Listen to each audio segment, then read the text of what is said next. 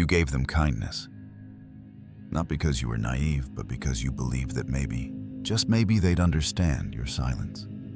Recognize the loyalty you handed over so freely and honor it. You assumed they'd see it for what it was, rare, sincere, patient. But they didn't. And when they crossed the line, what did you do? You let it go. Told yourself it was maturity. Told yourself tolerance was strength. That your patience would be contagious. That eventually they'd change. They didn't. Instead, your patience gave them permission. Your silence whispered, "Try again," because people don't always respond to kindness with gratitude. Sometimes they see it as weakness. Sometimes it's not respected. It's harvested, exploited. And then one day, you finally understand what Machiavelli knew far earlier than most. Mercy, it's not infinite. There's a point, a limit. And after that, what follows isn't cruelty for cruelty's sake. It's survival, cold, tactical, necessary. Because the law of necessary cruelty isn't about being malicious or vengeful. It's not about hurting for sport. It's about drawing a line that screams without ever raising your voice. It's about precision, not rage. About restraint until you decide that the softer methods, the explanations, the second chances, aren't working. And in Machiavelli's eyes, that's not immorality, that's intelligence. Because when you show the world that beneath the calm, the kindness, the composure, there's a depth they didn't expect, something darker, colder, untouched by guilt, they stop testing you. They pause. They think twice. That's the power of contrast. You see, the people who suffer the most aren't always the weak.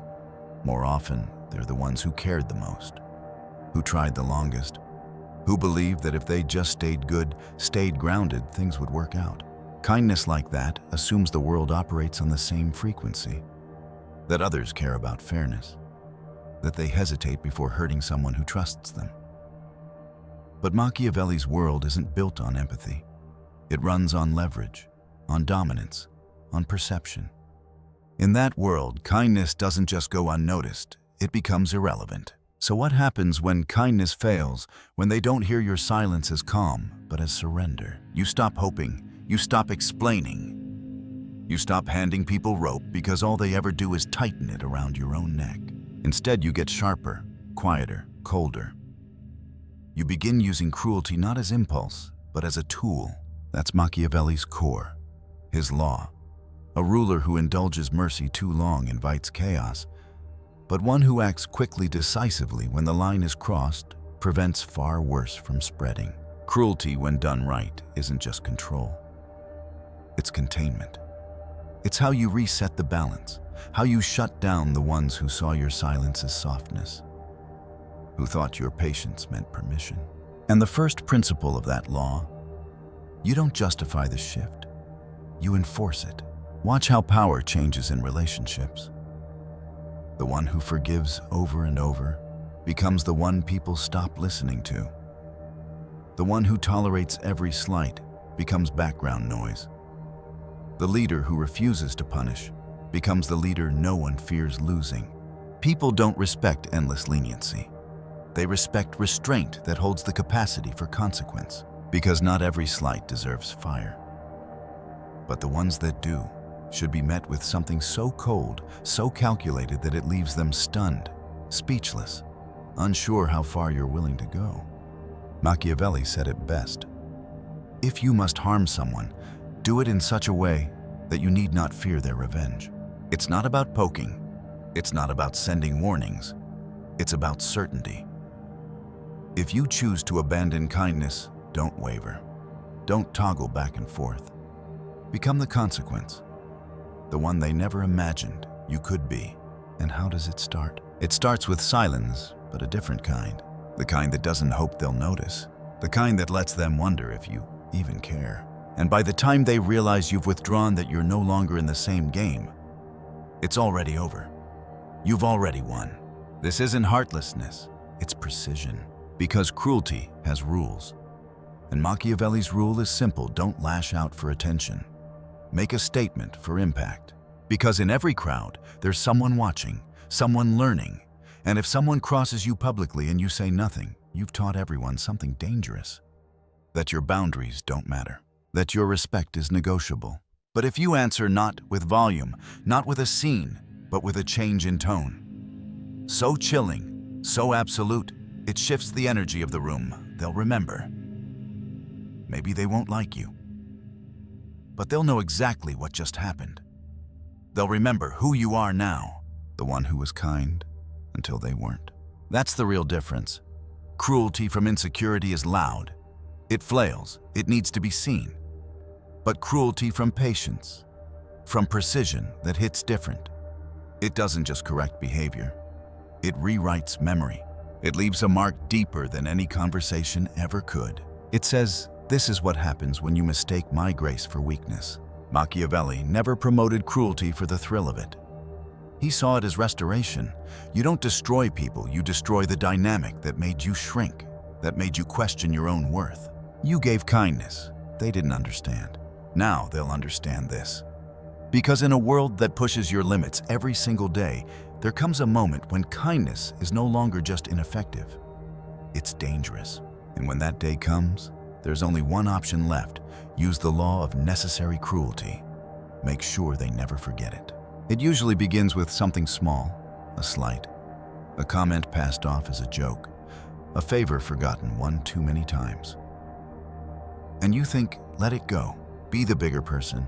But Machiavelli would ask at what cost? Because in power dynamics, every time you let something slide, you think it's compassion. They see calculation, or worse, hesitation. Once you're merciful, they start wondering, are they weak twice, and they test you. By the third time, they stop asking. They start taking. This is why Machiavelli once said, it is much safer to be feared than loved when one of the two must be lacking. He wasn't saying love has no place. But when your mercy starts to threaten your authority, it becomes your liability. And nowhere is that more visible than in groups. Social circles, workspaces, places where power is never explicitly named, but always noticed. Where everyone's calculating. Who's the safest target, who never pushes back? And if they see it's you, if you never bite back, if you never draw a line, they'll believe your kindness isn't generosity, it's all you have left. And that's when you act. No warning, no discussion, no drama. Just a clean break, distance, silence, finality. Because sometimes the cruelest move is the quietest one. Not shouting, not confrontation, just absence. You disappear from their world like they never existed in yours. No closure, no negotiation, no let's talk. Just a door that no longer opens and a room that suddenly feels colder without you in it. That's the kind of cruelty Machiavelli endorsed, not chaos, not destruction, but clarity. You don't use it to ruin someone. You use it to end the part of yourself that tolerated being diminished. When mercy threatens your place in the world, Machiavelli says don't escalate, vanish. Quietly, completely. And when people start to notice your silence, when they try to rewrite the story, let them. Let them say you've changed. Let them say you're not the same person. Because that's the whole point. You're not.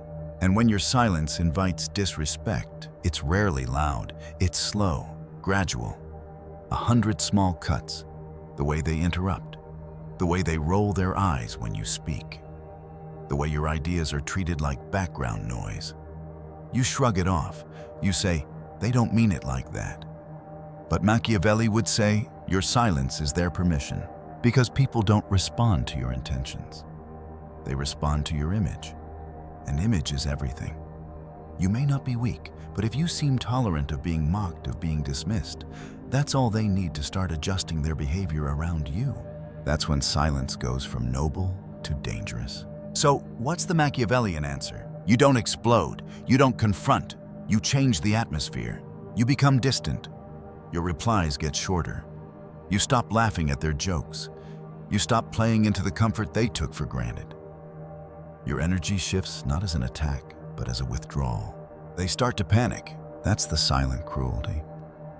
It doesn't scream, it freezes. It doesn't tear them apart. It removes their access to the warmth they thought was guaranteed. And suddenly they're left in a cold space talking to the echoes of their own disrespect. Now think about this.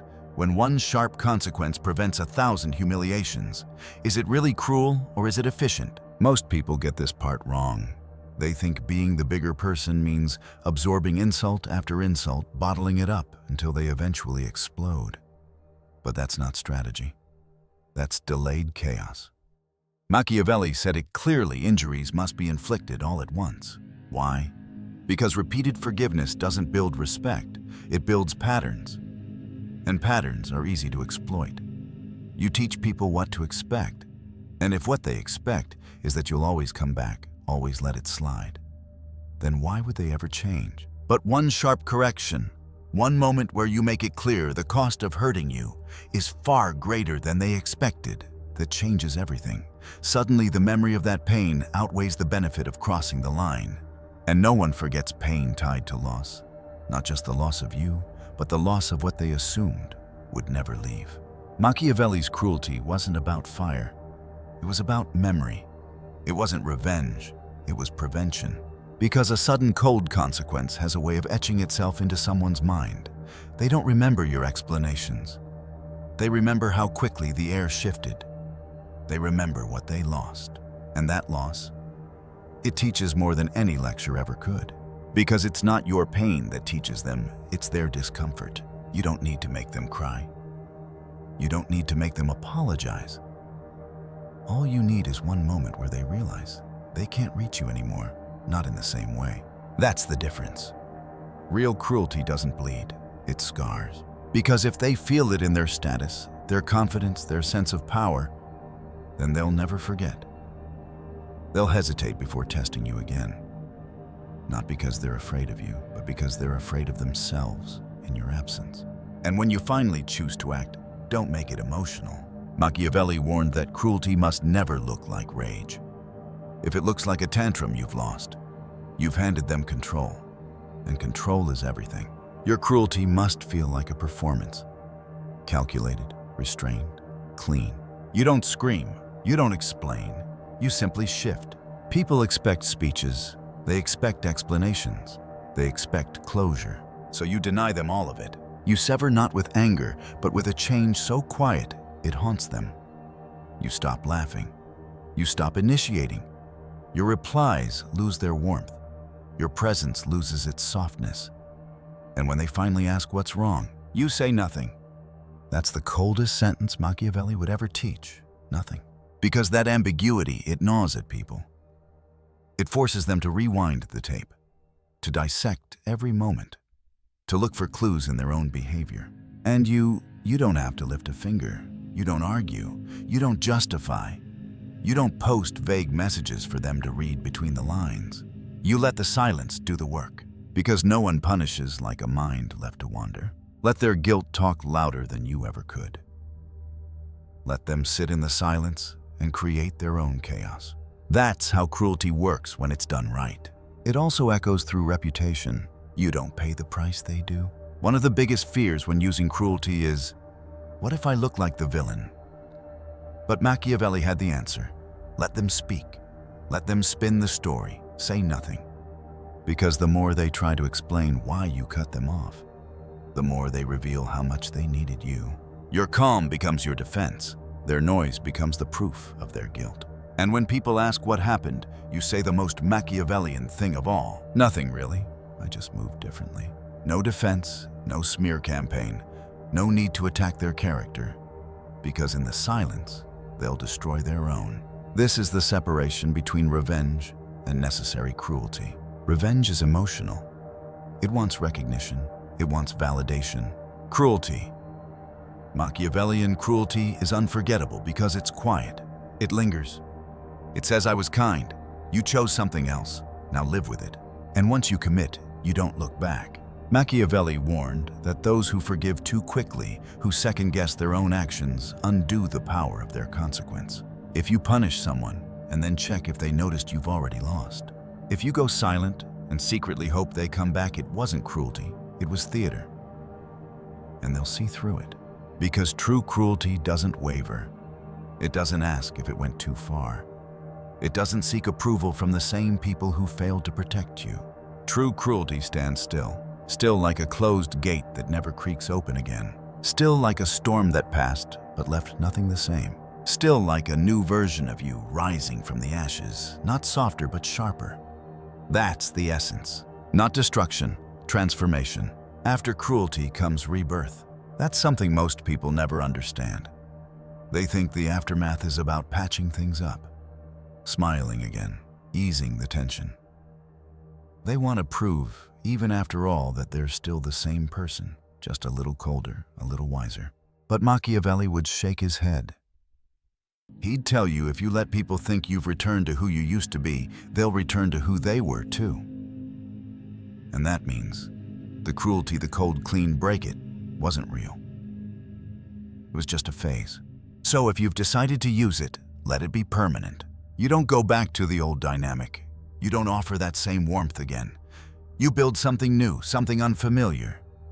You become less accessible. You listen more, speak less. You let the silence stretch until it becomes part of the new atmosphere. Let them sit in that. Let them adjust to the fact that the old version of you, the forgiving one, the explaining one, the one who always came back, is gone. That's what really stings. Not the punishment, but the realization that there's no undoing it. You don't apologize for the shift. You don't explain why the door closed. You don't justify why you no longer reach out. Because here's the secret: cruelty becomes ineffective the moment you begin explaining it. Explanation invites argument, and argument invites negotiation, and negotiation that leads right back to compromise. Machiavelli didn't believe in justifying boundaries. You don't owe an essay for walking away. You don't owe a breakdown of why you finally cut them off. You owe them nothing. And to the world, you owe even less. Let people whisper that you've changed. Let them feel the difference in your energy and wonder what caused it.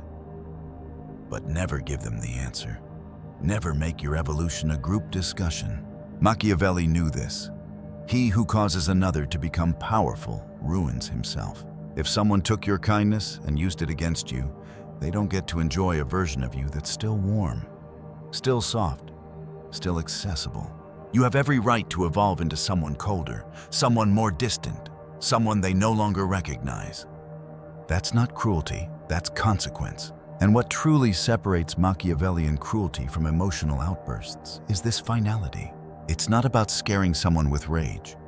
It's about silencing them with composure. They don't get yelled at. They don't get threatened.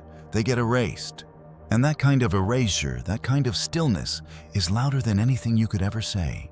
It says, I don't need you. I don't miss you. I don't care. Finality gives you two things. First, self-respect, because you finally did what you always knew you should have done. Second, mystique, because your refusal to return forces them to live with a version of you they'll never get close to again. That's how power is born. Not through control, but through distance. Machiavelli's idea of recovery wasn't about licking wounds. It was about building a world so fortified, so changed, that those wounds never reopen. And most people, they sabotage themselves right here. They do the emotional cleanup. They reach out after silence to see if it was too much. They hope the person didn't take it too personally. They try to keep their image clean, even among those who never respected it. That's not strength. That's relapse. Real power doesn't need to check for understanding. It doesn't return to the battlefield to make sure the other side is okay. Real power builds a kingdom on top of the silence. And then it watches quietly, calmly, untouchably. Cruelty, when done right, only needs to happen once. Because it echoes. It keeps talking long after you've gone silent. It stays with the people who crossed you, not because you destroyed them, but because you left them with the one person they can never escape themselves. That's the genius behind Machiavelli's law. He didn't use cruelty to show strength. He used cruelty to shift perception. He knew some people only understand pressure, not kindness, not fairness, just pressure. People should either be caressed or crushed, because if you harm someone slightly, they'll seek revenge. But if you destroy the dynamic completely, they'll never try again. In our world, that doesn't mean violence. It means psychological rupture.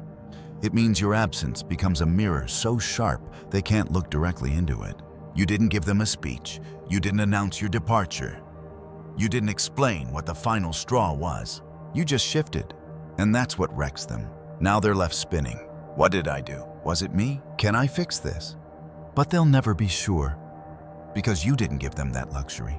And that loop, that endless questioning, that's the punishment, not the silence, the doubt, the inability to name what they did wrong. Because without that closure, they can't argue, they can't defend, they can't heal. They're stuck, haunted, and your image, it only grows, bigger, colder, more unreachable than ever. They start to feel it socially, that hollowness, that shift. You're gone, and they can't fill the gap.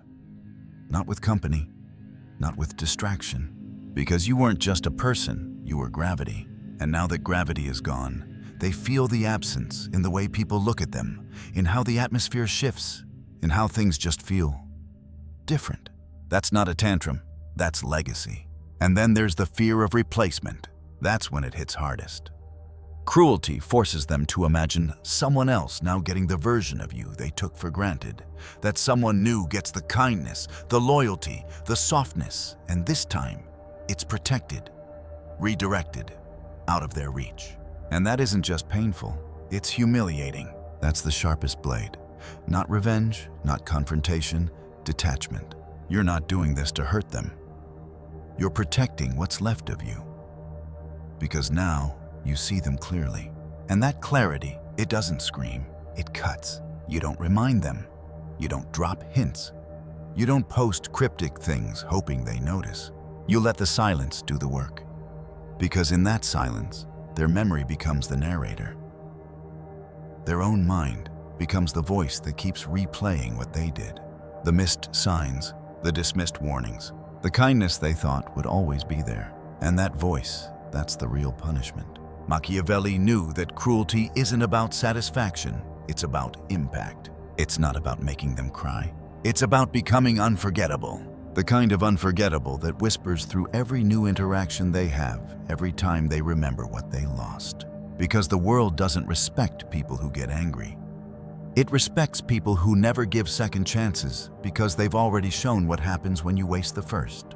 That's why the people most feared aren't the ones who shout. They're the ones who leave quietly, completely, without ever looking back. And in their wake, silence.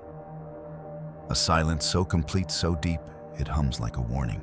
There's a moment. Always. A moment when someone realizes they've lost you.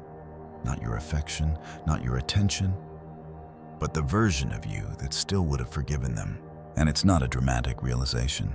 It's not a screaming match. It's still. Terrifying in its stillness, because they finally see it. You're untouchable, unreachable, uninterested in who they used to be, because you've become someone they never imagined you'd become. That's the essence of Machiavelli's law. Cruelty not as punishment, but as a pivot. Not as an attack, but a transformation. The kind of transformation that doesn't just change your response, it resurrects a new you entirely. Stronger, colder, sharper. And if you want to understand why this works, look at people. People aren't complicated. They respond to pressure more than they respond to principle. They adjust not because they see the moral high ground, but because they fear consequences. That's why kindness alone isn't enough. Because in a world where boundaries are tested daily, where dominance is often silent and unspoken, kindness without cruelty is a sword without a blade. Machiavelli didn't ask you to become cruel. He asked you to master the illusion that you were only ever capable of kindness until you weren't. That's where your power lives, in the silence that follows betrayal, in the shift no one saw coming, in the way you stop explaining, stop chasing, stop giving access to the warmth they never respected. Your silence becomes your armor, your detachment becomes your sword, and your restraint becomes the revenge they never saw coming, because they expected something else. They expected drama. They expected begging. They expected you to lose sleep, but you didn't. You left them where they stood spinning, confused, trying to trace the path between soft and steel. That transformation, that's your legacy now. Machiavelli never glorified cruelty. He respected it as a last resort, a final form, a reset button pulled only when every other attempt failed. He knew people don't change because they should. They change because they must, because something hurt more than being wrong ever rewarded them. So when kindness fails, don't hesitate. Don't overthink. Don't offer more explanations to people who already showed you what they do with access. Do what Machiavelli would do. Cut, clean, cold, and never let them see the warmth again. Let them whisper that you're different now. Let them tell stories to others about how you've changed, how you vanished, how they don't understand what happened, but never correct them. Because if they truly understood what you went through, the patience, the grace, the silence, they'd realize one thing. Kindness was the warning. Cruelty was the answer. And your silence, that's the proof. The proof that you survived it all. That you came out on the other side, not bitter, not broken, but untouchable. That's how you become powerful. You don't become powerful by reacting. You become powerful by removing your presence like oxygen from a flame. Quiet, controlled, deadly. You don't give second chances. You don't reopen wounds. You build something new on top of the silence. And you let them live with the version of themselves that caused it all. And you never revisit that battlefield. You don't check in to see if they've changed. You don't ask if they finally understood. You don't give them another chance to guess wrong. Machiavelli's cruelty wasn't fire, it was architecture. It was building a new structure where old pain couldn't enter. Because if they thought your kindness was weakness and your cruelty was temporary, the most devastating truth you can show them is that neither was true. Your kindness was deliberate, and your cruelty permanent. That's how it ends. Not with screaming, not with chaos. With a door closed so gently they never heard it shut, but they'll never open it again. You don't post vague messages. You don't drop breadcrumbs. You let their mind turn against them. You let the guilt replay every moment. You let the silence fill in the sum. Blanks. Because the human mind is a crueler narrator than you could ever be. And when they realize, when it finally hits, that they're never getting back into your world, that your love, your grace, your softness has found a new home somewhere else, that's when they break. Not because you hurt them, because you left them with the weight of who they were when they had you. Machiavelli understood this power. Cruelty isn't about dominance. It's about unforgettable consequence. It isn't about tearing someone down. It's about creating a version of you they never get to access again. Because people don't fear pain. They fear permanence. They fear not being able to fix it. They fear the mystery of your silence, the chill of your absence, the distance that doesn't even hate them. It just doesn't acknowledge them anymore. That's the cleanest cruelty of all. No flames, no noise, just a presence that no longer includes them, and a legacy that whispers, "I was kind. You made the choice. Now live with the outcome." That's the law of necessary cruelty, and it doesn't beg to be understood. It simply is.